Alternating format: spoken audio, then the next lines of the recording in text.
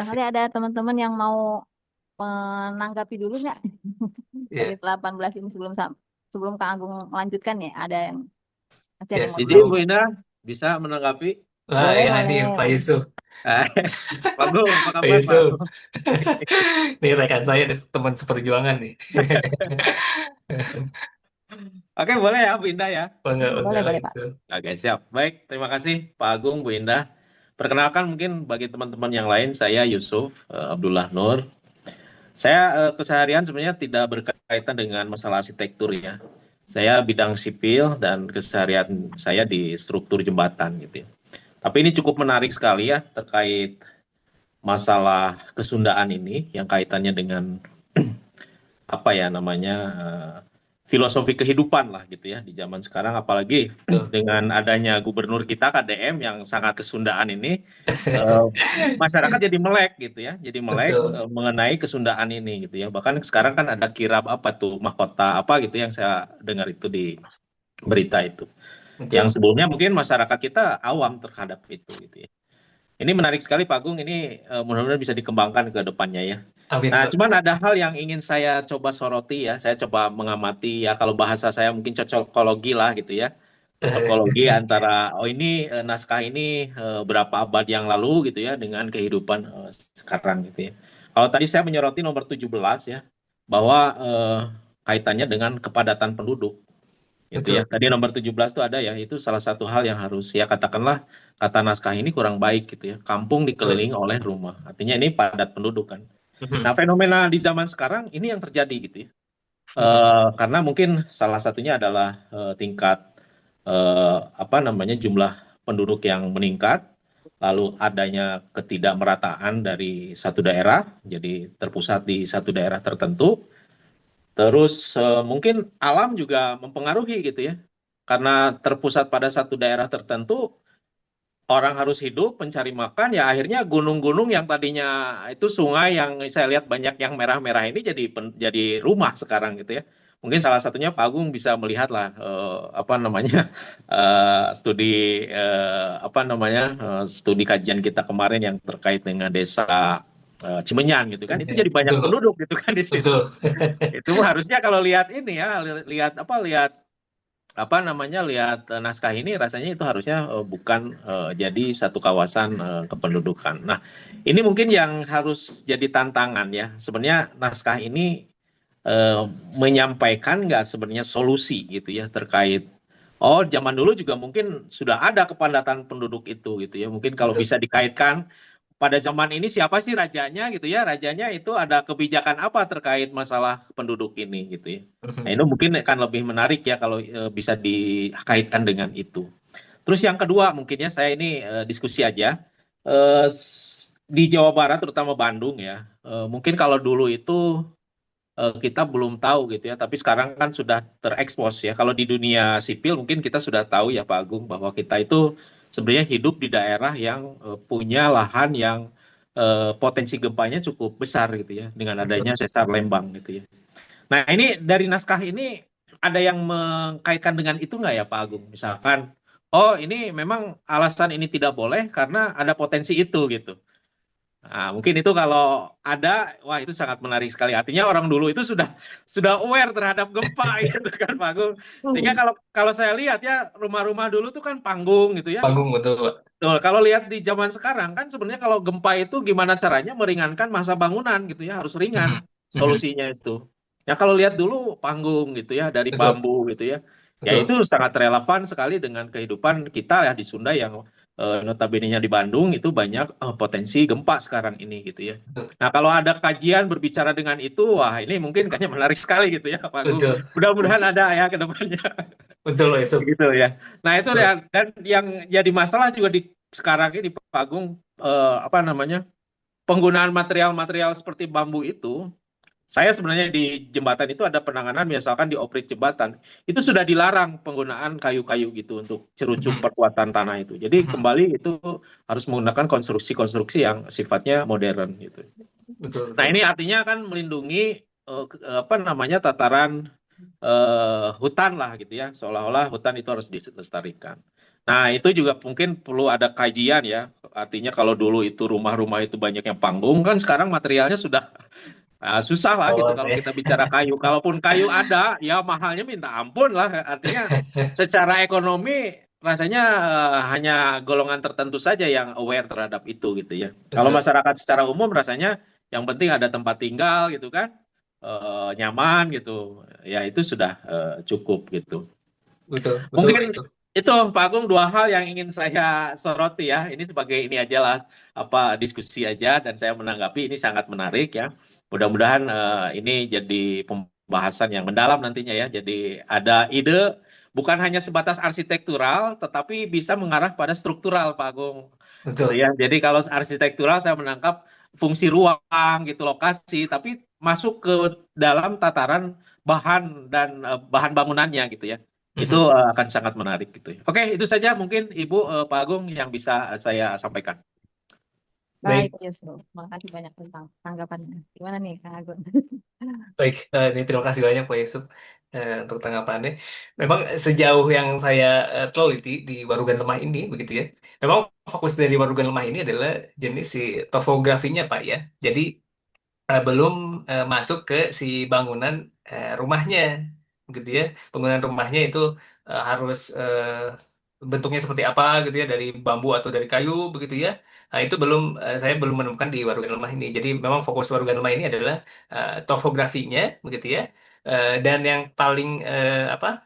Paling umumnya atau paling utamanya itu adalah kemiringan si lereng-lerengnya, begitu ya. Itu yang paling banyak ditemukan dan sampai sekarang pun itu kemiringan lereng itu terbukti secara ilmiah begitu ya. Dan memang untuk ke depannya ya yaitu adalah target penelitian saya Pak sampai ke bangunan si Sunda itu seperti apa begitu ya. Apakah dia ada di dalam naskah-naskah Sunda kuno begitu ya tentang bentuk bangunan harus seperti ini menghadapnya ke arah mana begitu ya. Lalu apa namanya si materialnya seperti apa begitu ya. Itu yang akan saya teliti ke depan ya Pak karena eh, ya fokus tesis saya kan di situ ya. Nah, ini adalah bagian awalnya dulu nih, bagian awal tentang si eh, pola pemukiman ya. Jadi kontur dan topografinya. Nah, alhamdulillah ketemu nih satu naskah gitu ya. Seperti itu Pak Yusuf ya. Dan mungkin nanti ini ada sedikit pembahasan ya tentang sains modern ya menanggapi tentang warugan lemah ini. Jadi ada beberapa pembahasan yang tentang hidrologinya ada juga begitu ya. Lalu ada tentang si geologi kondisi tanah seperti itu ya. Kalau untuk gempanya saya belum menemukan sih Pak, belum menemukan secara detail gitu ya, spesifik di warugan lemah ini belum. Seperti itu Pak Yusuf. Mungkin nanti ya kita bisa apa namanya teliti lebih lanjut lah gitu ya. Ya. Gitu Pak Yusuf. Oke, siap Pak Agung. Ya. Yap. Ini mungkin saya langsung aja ya. Ini Warugan Lemah. Ini dengan sains modern gitu ya. Ini saya langsung lanjut aja mungkin ya, Tenda ya. Enggak, lanjut, Sam. Baik. Jadi ini Warugan Lemah adalah pengetahuan tradisional masyarakat Sunda dalam memilih lokasi pemukiman agar selaras dengan alam, menghindari bahaya dan membawa kesejahteraan. Ini karakter utamanya adalah berbasis observasi turun-temurun begitu ya. Ini diperoleh dari pengalaman leluhur yang diamati dan diwariskan secara lisan begitu ya. Nah, kalau zaman sekarang mah mungkin yaitu ada penelitian ya, yaitu berdasarkan data-data ya yang sudah diteliti ya. Misalkan kita lihat menggunakan ArcGIS gitu ya, teknologi zaman sekarang gitu ya untuk melihat kontur yang rawan begitu ya, kontur yang landai itu bisa kelihatan dari pemetaan sekarang itu. Nah, kalau zaman dahulu mah ya ini prosesnya adalah pengamatan ya, observasi yang diwariskan secara turun-temurun dan ya itu mungkin bisa Warugan Lemah ini ilmunya ada sejak sebelum abad ke-14. Jadi mungkin abad ke-10 mungkin sudah ada juga gitu ya. Lalu ini menggunakan simbol, istilah dan pantangan ya. Ini disampaikan melalui bahasa simbolik ya, istilah tradisional dan pantangan sebagai pedoman. Karena kalau masyarakat zaman dulu mungkin pamali itu adalah sesuatu yang di apa ya, di sakral banget gitu, nggak boleh banget gitu ya. Nah, jadi dia mengutip zamannya pada waktu itu. Lalu menggabungkan alam, manusia, dan spiritualitas. Ini melihat keterkaitan antara kondisi alam, kehidupan manusia, dan nilai-nilai spiritual. Tujuan utamanya, Bentar. ya. Itu apa? Tampilannya boleh kayak tadi nggak? Yang Oh, ini kurang bagus, Tenda. Kurang bagus, eh, kurang enak. di Ini, rekamannya kecilan yang ini. oh, terlalu kecil. Ah, Oh, sorry. Oh, oke. ini. Sorry. Tadi kepencet kayaknya. Ah, Oke, seperti ini ya. Oke, i ini boleh. udah Boleh. aman. Tadi agak lebih besar ada nggak? Ini, Ya sih bisa sih. segini. Cukup, Tenda. Oh, Bisa sebentar. juga. Nah, ini. Nah Oke ya. ini ya sip. Siap. Oke, saya lanjut ya. Udah aman segini ya? Aman? Oke. Nah, lalu tujuan utamanya adalah menghindari lokasi berbahaya, ya, menjauhi tempat yang berpotensi menimbulkan bencana atau kerugian, menjaga keseimbangan dengan alam, ya, hidup berdampingan dan tidak merusak tatanan alam sekitar. Lalu menciptakan kehidupan yang selaras. Ini mewujudkan pemukiman yang aman, harmonis dan sejahtera. Inti konsepnya adalah memilih tempat yang baik, menghindari tempat yang buruk. Nah, ini inti konsep dari Warugan Lemah. Lalu sains modern ya ini membaca alam dengan data ya. Ini sains modern menggunakan teknologi dan data untuk menganalisis resiko serta menentukan lokasi pemukiman yang aman, nyaman dan berkelanjutan. Metode utamanya adalah GIS ya, pemetaan digital ya. Memetakan kondisi wilayah seperti lereng, jenis tanah, penggunaan lahan dan jaringan sungai secara detail. Jadi aplikasi GIS ini bisa kita temukan dari ArcGIS gitu ya. Biasanya ini orang PWK ya, Ardiana Intri ya, itu familiar dengan ArcGIS mungkin ya. Lalu Google Earth juga itu bagian dari GIS juga ya. Google Earth ya. Jadi itu kan kelihatan kontur-konturnya tuh. Nah, itu pemetaan digital juga. Jadi kita bisa melihat di wilayah tersebut dia cukup curam gitu ya atau landai itu bisa kelihatan. Lalu remote sensing ya, satelit ya, menggunakan citra satelit untuk memantau perubahan lahan, vegetasi, curah hujan, dan kondisi permukaan bumi. Jadi kalau di Google Earth juga dia kelihatan tuh. Misalkan kita ingin melihat tahun-tahun sebelumnya, begitu ya. Misalkan di tahun 2010 ini kondisi lahannya seperti apa? Apakah dia eh, apa namanya banyak tutupan pohon atau seperti apa, begitu ya? Atau dia bekas kuburan atau tempat pembuangan sampah, begitu ya? Itu kelihatan juga dari tahun ke tahun begitu ya. Lalu analisis data dan statistik ini mengolah data kuantitatif untuk menemukan pola, korelasi dan tingkat kerawanan suatu wilayah. Lalu model resiko dan simulasi ini membuat model prediksi resiko bencana seperti longsor, banjir dan kekeringan melalui simulasi berbagai skenario seperti itu ya. Tujuannya adalah prediksi resiko bencana. Ini mengidentifikasi wilayah rawan untuk mencegah kerugian dan korban jiwa, ya. Jadi itu untuk prediksi risiko. Lalu ada mitigasi bahaya lingkungan, ya, merancang langkah mitigasi agar dampak bencana dapat diminimalkan. Lalu ada perencanaan wilayah berbasis data. Ini mendukung pengambilan keputusan yang tepat untuk pembangunan berkelanjutan, gitu ya. Inti konsepnya adalah keputusan berbasis data dan analisis ilmiah untuk masa depan yang lebih aman dan berkelanjutan. Jadi ada data, analisis, prediksi resiko, lokasi aman, dan berkelanjutan. Seperti itu. Nah, lalu ini cara kerja ya, perbandingan paradigma antara warugan lemah dan sains modern begitu ya. Nah, di warugan lemah itu yang pertama adalah sumber pengetahuan ya. Jadi berbasis observasi dan pengalaman turun-temurun masyarakat Sunda. Sedangkan di sains modern adalah berbasis data, penelitian dan teknologi modern. Lalu yang kedua cara menyampaikannya ya. Ini menggunakan bahasa simbolik, istilah tradisional, pantangan dan petuah leluhur gitu ya. Jadi yang relevan di zamannya ya. Lalu kalau sains modern ini menggunakan angka, peta, grafik, model dan analisis ilmiah. Nah, pendekatan di warugan lemah adalah holistik dan menyeluruh ya, menggabungkan alam, manusia dan spiritualitas. Kalau di sains modern ini spesifik dan terukur ya, berdasarkan variabel, parameter dan indikator gitu ya. Lalu ini hasil keputusan di warugan lemah bersifat kualitatif ya, berdasarkan penilaian nilai dan kearifan lokal. Kalau di sains modern ini hasil keputusannya bersifat kuantitatif, berdasarkan perhitungan dan probabilitas. Jadi memang di sains modern ini penuh dengan perhitungan analisis-analisis seperti itu ya. Fungsi utama di warugan lemah adalah menjaga keselamatan, keseimbangan dan harmoni dengan alam. Kalau di sains modern fungsi utamanya utamanya adalah memprediksi resiko, mengurangi dampak, dan mendukung perencanaan berkelanjutan. Ini ada kesamaan ya di antara warugan lemah dan sains modern. Yang pertama adalah sama-sama mencari lokasi yang aman dan layak huni, ya. Lalu sama-sama membaca dan memahami kondisi alam, ya. Lalu sama-sama bertujuan untuk kesejahteraan, keselamatan, dan keberlanjutan hidup.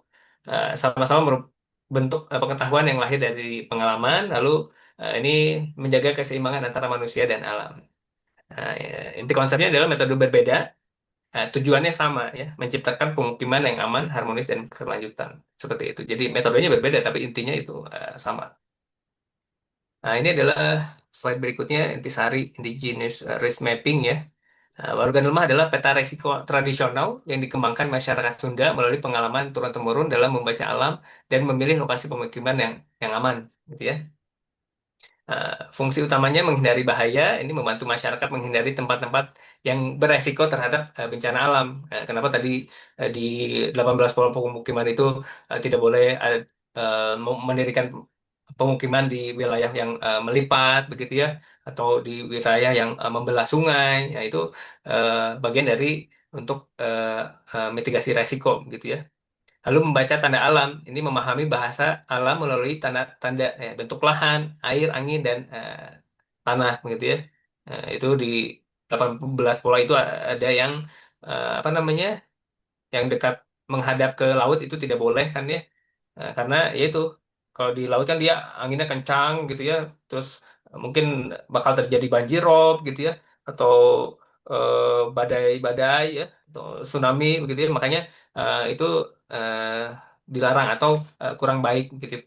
Walaupun dalam realisasi mungkin ada juga. Makanya kenapa kalau misalkan eh, bermukim di situ ada untuk yang apa mantra-mantra untuk mensucikannya begitu ya. Jadi ada ada yang seperti itunya gitu ya.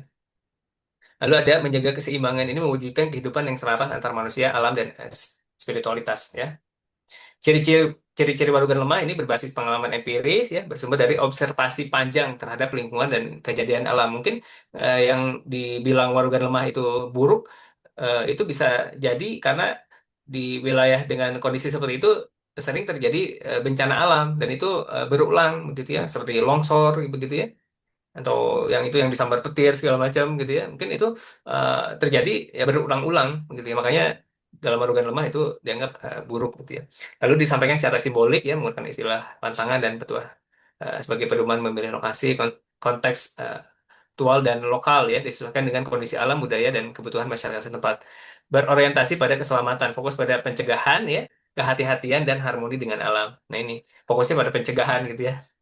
Nah, lalu nilai utamanya adalah kearifan lokal ya, pengetahuan asli masyarakat Sunda yang kaya akan makna gitu ya. Lalu terbukti oleh pengalaman ya, teruji oleh waktu dan dibuktikan melalui kehidupan sehari-hari. Relevan dan berkelanjutan ya. Jadi ini masih relevan untuk menghadapi tantangan lingkungan masa kini. Lalu menguatkan identitas budaya, menjaga jati diri dan hubungan harmonis dengan alam. Lalu dasar perencanaan berkelanjutan ini menjadi landasan penting untuk pembangunan yang aman dan lestari. Nah, warugan lemah adalah peta resiko tanpa teknologi, ya. Tetapi akurat karena lahir dari kebijaksanaan, pengalaman, dan cinta terhadap alam. Gitu ya. Nah, lalu, nah ini aspek topografi ya di warugan lemah, lereng ya. Nah, ini bentuk dan kemiringan lereng sangat berpengaruh terhadap stabilitas tanah dan resiko terjadi longsor. Di warugan lemah ini hindari lereng curam ya, lokasi dengan lereng yang terlalu curam dianggap berbahaya dan tidak baik untuk pemukiman. Nah, ini menurut warugan lemah, tapi menurut sains modern, kemiringan lereng semakin curam lereng semakin besar gaya gravitasi yang menarik massa tanah ke bawah. Ya, jadi resikonya semakin tinggi kalau dia curam gitu ya. Ini menurut sains modern. Lalu hindari tanah retak gitu ya. Tanah yang retak atau bercela dipercaya menandakan tanah yang tidak stabil ya. Nah, di sains modern pun terbukti juga stabilitas tanah ini. Tanah pada lereng curam lebih rentan mengalami pergerakan, terutama saat jenuh air atau hujan deras. Gitu ya. Lalu hindari tebing dan pinggiran lereng. Ini membangun di tepi tebing atau pinggiran lereng dapat membahayakan keselamatan. Ini di sains modern resiko longsor begitu ya. Lereng curam plus tanah tidak stabil plus air hujan, ini potensi longsor sangat tinggi ya yang mengancam pemukiman. Jadi nanti saya apa namanya share juga studi kasus yang terbaru ini di Kabupaten Bandung Barat ya, Cisarua ya, Kabupaten Bandung Barat yang bulan Maret 2026 yang longsor itu ya. Nah, nanti kita hubungkan dengan warugan lemah ini benar nggak ya? Nah, seperti itu. Lalu prinsip warugan lemah ini tempat yang tinggi dan miring, mudah runtuh, hindarilah gitu ya. Temuan ilmiahnya, lereng dengan kemiringan 25 derajat ke atas memiliki resiko longsor tinggi, terutama bila dipicu hujan lebat dan penggundulan vegetasi seperti itu. Walaupun memang kita sebagai engineer ya harus bisa apa namanya ya merancang supaya bangunan kuat gitu ya atau si lerengnya ini bisa teratasi begitu ya. Tapi kan ini perlu biaya yang sangat besar begitu, makanya dihindari gitu. Nah, seperti itu. Lalu validasi ilmiah, ini terbukti ilmiah larangan dalam organ lemah selaras dengan hasil penelitian geologi dan geoteknik modern ya. Lereng curam sama dengan zona berbahaya. Nah, jadi gaya gravitasi, hujan atau air, pengundulan vegetasi dan longsor. Nah, lalu yang tadi kan tentang si lereng gitu ya. Lalu ada tentang aspek hidrologinya. Air adalah sumber kehidupan. Namun jika salah menempatkan pemukiman ya terhadap aliran air dapat memicu bencana seperti banjir dan longsor. Ya, di Warugan Lemah ini jangan dekat aliran air ya. Jadi di 18 pola pemukiman itu kan ada yang tidak boleh mendirikan pemukiman di dua aliran sungai gitu ya, yang besar dan yang kiri, terus ada yang membelah sungai itu tidak boleh begitu ya. Ya, ini jangan dekat aliran air ya. Ini hindari mendirikan rumah terlalu dekat dengan sungai, selokan atau mata air. Nah, di sains modern ini air melemahkan tanah. Aliran air yang terus-menerus dapat mengikis tanah, mengurangi daya dukung dan memicu longsor. Nah, seperti itu. Ini menurut sains modern. Lalu jangan membelah sungai ya. Nah, tidak baik membangun pemukiman di antara percabangan atau di tengah aliran sungai. Nah, di sains modern, curah hujan tinggi ya, hujan deras meningkatkan volume air di permukaan dan dalam tanah, memicu banjir dan longsor. Lalu di Warugan Lemah, hindari air yang menggerus ya. Tempat dengan arus air deras yang menggerus tebing dianggap tidak baik dan berbahaya. Nah, di sains modern, daerah banjir ya, dataran rendah dekat sungai beresiko banjir karena kapasitas tampungan air rendah. Lalu hindari tempat rawan genangan ya. Daerah yang sering tergenang air atau lembab terus-menerus tidak baik untuk pemukiman. Nah, di sains modern, ini ada infiltrasi dan kejenuhan air ya. Air yang meresap ke dalam tanah menyebabkan tanah jenuh, berat tanah meningkat dan kestabilan lereng menurun ya.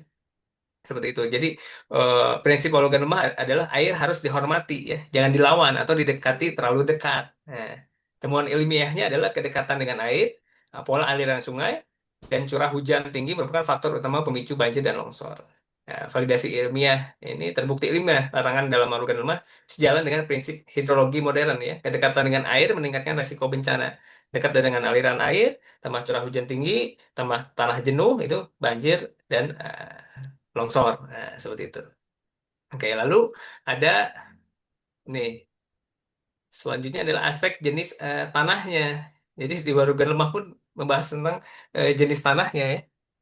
Jenis tanah sangat berpengaruh terhadap kestabilan lahan dan resiko terjadi longsor. Di Warugan Lemah, pengetahuan lokal ya, leluhur mengenali jenis tanah melalui pengalaman turun-temurun dan tanah-tanah alam. Di sains modern ini pendekatan ilmiah menganalisis jenis tanah menggunakan uji laboratorium, data dan teknologi. Jadi kalau misalnya sekarang itu biasanya ada uji sondir gitu ya, SPT itu untuk melihat si tanahnya gitu ya. Nah, contohnya ketika kita membuat bangunan, misalkan 2 atau 3 lantai, sekarang kan biasanya kalau kita melakukan izin mendirikan bangunan atau PBG begitu ya, untuk bangunan 2 lantai ke atas itu harus ada uji sondirnya dulu tuh. Nah, itu untuk menentukan si jenis tanahnya, sehingga kita bisa menentukan pondasi yang cocok di situ begitu ya. Nah, kalau di Warugan Rumah itu dibahas juga jenis tanah, ya jenis tanah yang bagus dan buruk itu seperti apa. Kalau sekarang yaitu diuji di laboratorium ya. Lalu di Warugan Lemah ini ciri tanah yang dihindari, tanah yang retak, mudah pecah, berpasir halus atau gembur dianggap tidak baik untuk pemukiman karena beresiko longsor ya. Jenis tanah berisiko longsor ini menurut sains modern adalah tanah vulkanik muda, lempung lunak, tanah lapuk atau tanah dengan pori besar sangat rentan terhadap longsor gitu ya. Lalu ada makna bagi pemukiman ini di Warugan Lemah, pemukiman sebaiknya dibangun di tempat dengan tanah padat ya, kokoh dan tidak mudah berubah saat hujan. Di sains modern ya, Jenis tanah yang tidak stabil dapat melemahkan fondasi bangunan dan meningkatkan resiko kerusakan saat hujan lebat. Jadi kalau misalkan kita mendirikan bangunan di area apa namanya, area bekas sawah begitu ya, lalu kita salah memilih pondasi, yaitu pasti akan terjadi keretakan si bangunan begitu ya. Makanya pemilihan ini jenis tanah, lalu pemilihan si pondasi itu harus sesuai. Lalu kebijaksanaan lokal ya di Warugan Lemah ini memilih tanah yang stabil adalah bentuk kehati-hatian ya untuk menjaga keselamatan dan keberlangsungan hidup. Di sains modern, hasil analisis tanah yang padat dan berdrainase baik memiliki resiko longsor rendah, sedangkan tanah gembur dan jenuh, air memiliki resiko tinggi. Ya. Nah, pesan utamanya di Warugan Lemah, pahami sifat tanah sebelum membangun agar terhindar dari bahaya longsor. Nah, di sains modern, ini pesan ilmiah adalah kenali dan pahami karakteristik tanah melalui data untuk menciptakan pemukiman yang aman dan berkelanjutan. Ya, kenapa? Ya, untuk mendirikan bangunan itu harus apa? Uji sondir dulu gitu ya. Itu untuk bangunan-bangunan 2 lantai ke atas itu harus aja uji sondir, uji SPT. Lalu untuk membangun jalan jembatan juga mungkin Pak Yusuf lebih paham ya, itu harus ada uji-uji tanahnya terlebih dahulu ya untuk membuat fondasi itu. Ya, lalu ada kesamaan ya, sama-sama mengenali bahwa jenis tanah sangat mempengaruhi keamanan pemukiman. Lalu sama-sama menghindari tanah yang tidak stabil dan beresiko longsor, sama-sama bertujuan melindungi kehidupan dan harta benda manusia, lalu sama-sama mendukung kehidupan yang aman, nyaman, dan berkelanjutan. Inti konsepnya pengetahuan lokal dan ilmu modern sama-sama penting dalam memahami jenis tanah agar kita dapat membangun pemukiman yang aman, harmonis, dan berkelanjutan. Nah, lalu ini aspek jenis tanah, lalu kita bahas aspek orientasi dan angin gitu ya. Arah hadap dan paparan angin berpengaruh terhadap kenyamanan, keamanan, dan resiko lingkungan. Ini di Warugan Lemah. Ini orientasi hadap gitu ya. Pemukiman diusahakan menghadap arah yang baik, menghindari arah berbahaya seperti arah datangnya angin kencang atau badai laut gitu ya, yang tadi itu ya. Di sains modern ini orientasi bangunan mempengaruhi pencahayaan, sirkulasi udara, dan efisiensi energi. Mungkin nanti di sharing session berikutnya kita akan membahas tentang si bangunan Sunda Taida ya, bangunan Sunda jenis materialnya mungkin ya di sharing session berikutnya. Jadi akan membahas lebih spesifik tentang si arah bangunan ini. Lalu Hmm. ada paparan angin ya, hindari lokasi yang langsung terpapar angin kencang terus-menerus karena dapat membawa bahaya dan mengganggu kenyamanan hidup. Ini desain modern pun paparan angin ekstrim dapat menyebabkan erosi, kerusakan struktur, dan meningkatkan risiko bencana. Lalu ada perlindungan alam ya, pilih lokasi yang terlindung oleh bentang alam seperti bukit, pepohonan, atau lembah dari hempasan angin keras. Ini di sains modern pun terbukti ini untuk perlindungan alam gitu ya. Lalu ada kenyamanan hidup ya. Angin yang tertutup eh, angin yang terlalu kuat dianggap membawa gangguan bagi kesehatan tanaman dan kehidupan sehari-hari. Nah, ini di sains modern pun terbukti juga dampak terhadap kesehatan dan lingkungan ya. Angin berlebihan membawa debu ya, polutan, ya, seperti itu. Pesan utamanya adalah kenali arah angin ya. Pilih tempat yang teduh dan terlindung agar hidup aman, tentram, dan seimbang. Di sains modern, pesan ilmiahnya adalah perencanaan eh, orientasi dan pengelolaan angin penting untuk meningkatkan kenyamanan, keamanan, dan ketahanan terhadap bencana. Ini kesamaannya ya. Ini ada sama-sama menghindari lokasi yang terpapar angin berbahaya, sama-sama memanfaatkan bentang alam untuk perlindungan, sama-sama bertujuan menciptakan kenyamanan dan keselamatan hidup, sama-sama menjaga keberlanjutan pemukiman dan lingkungan. Nah, lalu ini aspek sosial dan ruang nih di slide ke-10 ini yang tadi itu ya yang pola pemukiman padat itu Pak Yusuf ya. Ini tata ruang yang baik menciptakan kehidupan sosial yang harmonis dan berkualitas. Di Warugan Lemah ini kampung sempit itu tidak baik ya karena ruang gerak terbatas, sulit sirkulasi dan akses, kurang cahaya dan udara, rentan penyakit dan bahaya. Pemukiman tidak tertata membawa dampak buruk bagi kehidupan sosial. Menurut sains modern, ini kepadatan tinggi ya, konflik sosial ya, persaingan sumber daya, meningkatkan potensi konflik, menurunkan kualitas hidup, beban pada fasilitas umum ya. Ini kepadatan tinggi tanpa tata ruang memicu masalah sosial dan menurunkan kesejahteraan. Contoh kasus kemarin saya ngobrol dengan apa ya rekan sejawat begitu ya. Beliau menjadi ketua RW di salah satu daerah di Bandung itu dekat dengan bukan Gede Bage ya, daerah padat di Bandung lah di kota begitu ya. Dia menjadi RW beberapa dekade, beberapa periode begitu ya. Dan dia menyampaikan, saya udah nggak sanggup lagi karena menjadi RW di situ karena kondisi lingkungannya itu sangat ini ya, di lingkungan yang padat ya, banyak konflik terjadi ya. lalu apa namanya ya tingkat SDM-nya rendah itu rawan terhadap itu konflik sosial ya. Jadi banyak pencurian gitu ya. Jadi tiap hari itu pasti ada yang laporan ini itu begitu ya. Jadi wah itu sangat luar biasa sih. Eh, begitu. Makanya memang harus ada tata ruang ya supaya ini bisa teratasi seperti itu. Mungkin di daerah Bandung itu kan tanahnya sudah sedikit begitu ya. Bangunan-bangunan pun ya itu udah padat sekali. Mungkin ya ke depannya harus ada apa namanya solusi begitu ya untuk mengatasi ini. Apakah bangunannya dia harus naik ke atas begitu ya, membuat seperti rusun-rusun seperti itu ya, karena ya kepadatan penduduk. Eh, sedangkan tanah kita kan itu terbatas. Sedangkan si manusianya dia ya bertambah terus gitu ya. Seperti itu. Lalu ini ada validasi ya, sosiologis. Penataan ruang yang baik terbukti mampu meningkatkan keharmonisan sosial dan kualitas hidup masyarakat. Inti konsepnya adalah tata ruang mempengaruhi kualitas hidup, harmoni sosial ya, aman dan nyaman, kesejahteraan meningkat seperti itu. Ini selanjutnya perbedaan fundamental antara organ lemah dan sains modern. Ini pendekatan berbeda tetapi saling melengkapi ya untuk menciptakan pemukiman yang aman. Di Warugan Lemah dia lebih ke simbolik ya, pendekatan berbasis makna, pengalaman dan kearifan turun-temurun. Sedangkan di sains modern ini pendekatannya berbasis data, pengukuran dan analisis ilmiah. Di Warugan Lemah ciri-cirinya bersifat simbolik dan interpretatif ya. Lalu kualitatif, tidak berbasis angka, begitu ya. Lalu berdasarkan pengalaman dan observasi alam. Ya. Kalau di sains modern bersifat numerik ya, dan terukur ya, kuantitatif berbasis angka dan data, berbasis penelitian dan teknologi, spesifik dan sistematis. Lalu menggunakan rumus, model dan data-data. Di warga lemah ini contohnya arah angin, tanda alam, pantangan dan kebiasaan masyarakat. Di sains modern contohnya adalah pengukuran angin begitu ya. Lalu ada peta risiko, data curah hujan dan analisis struktur tanah. Kesamaan ini di warga lemah menjaga keselamatan melalui keseimbangan dengan alam dan nilai-nilai luhur. Sains modern menjaga keselamatan melalui perhitungan resiko dan solusi berbasis teknologi. Keduanya bertujuan melindungi manusia, rumah, dan lingkungan. Nah, nah ini studi kasusnya ini ya, studi kasus longsor di Bandung ya. Ini kasus nyata ya, longsor Bandung Barat tahun 2026 terjadi pada 24 Maret ya, 2026 di Kecamatan Cisarua, Kabupaten Bandung Barat setelah hujan ekstrim intensitas tinggi. Ini ada 80 korban jiwa kurang lebih ya, lalu puluhan rumah tertimbun ya, material longsor sangat besar hingga beberapa meter tebalnya. Ini hujan ekstrim memicu longsor besar yang bergerak cepat dan menimbun pemukiman. Ini kondisi ini curah hujan tinggi ditambah dengan lereng curam gitu ya. Lalu tanah vulkanik tersusun dari material vulkanik. Lalu dampaknya adalah ya korban jiwa banyak yang meninggal, lalu ada luka-luka, kerusakan fisik ya. Ini rumah, jalan, jembatan, fasilitas umum ya.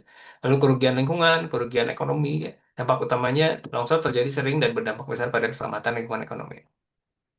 Nah, kalau kita lihat beberapa jurnal ilmiah, ya, jurnal geodesi Undip ini terlihat begitu ya, tingkat kerawanan longsor ini sangat tinggi, tinggi, sedang, rendah, dan sangat rendah ini eh, di apa digambarkan dengan warna seperti ini ya. Nah, bukti ilmiah studi di Bandung ya, pengaruh penggunaan lahan, perubahan penggunaan lahan, pemukiman, pertanian intensif meningkatkan limpasan permukaan dan mengurangi kestabilan lereng. Nah, ini sering terjadi gitu ya. Lalu ini zona rawan ya. Di area Bandung itu ada Cisarua Lembang, Cilengkrang, Ujung Berung, gitu ya, Cimenyan, Ranca Ekek, Soreng, dan Pasir Jambu. Memang ini zona-zona rawan. Kalau misalnya kita hubungkan dengan yang organ lemah begitu ya.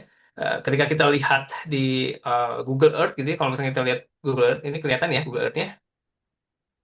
Oke, kelihatan tuh Indah. Rekan-rekan yang lain melihat Google Hmm, Earth-nya. kelihatan. Kelihatan ya.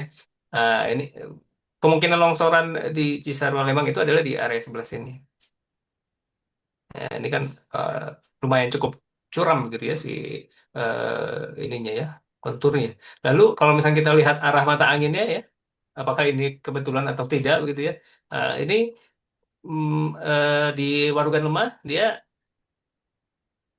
jenis jenis si ininya adalah apa namanya tambak pataka ya. Dia miring ke sebelah selatan begitu ya. Ini yang buruk menurut Waru dan Lemah begitu ya. Kalau yang bagus kan dia arahnya adalah ke utara begitu ya. Nah, jadi kalau misalnya kita lihat si ya tipe itunya ya, tipe ini ya, tipe kemiringannya ini dia ke ini tanda condong ke kanan ya, kurang baik karena menyebabkan orang lain menyakiti hati ya, ambakpataka ini ya. Condong ke kanan berarti ke selatan. Kalau yang bagus itu eh, Talaga Hangsa gitu ya, condong ke utara. Seperti itu. Oke, lalu jurnal lain juga ya, jurnal ilmiah lain ini ada dari ini sebentar.